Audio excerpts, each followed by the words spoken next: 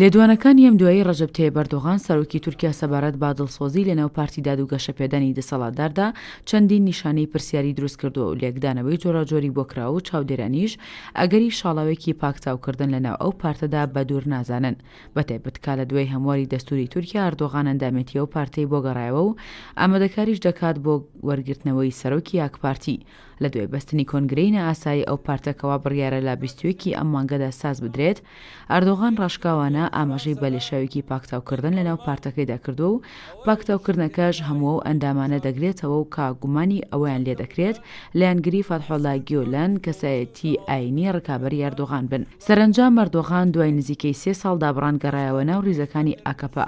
بەپێی دەستور پۆستی سەرۆک وەزیران لە تورکیا نامێنێت. ئەردۆغان سەرجەم پۆستەکانی سەرۆکاتی حکوومەت و سەرۆکۆمار و لە دوای بەستنی کۆنگرەژ پۆستی سەرۆکایەتی ئاکەپا وەردەگرێت و هەرخۆشی وەزیرەکان دادەنێت.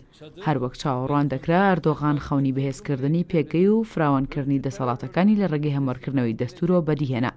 لەو چوارچێوەدا نوعمان کۆرتلمۆش جێگیری سەرۆک وەزیرانی تورکیا ڕایگەاندووە 21 ئایار ئاکەپا کۆنگرە دەبەستن و ئەردۆغان وەک سەرۆکی پارتەکە دەستنیشان دەکرێتەوە.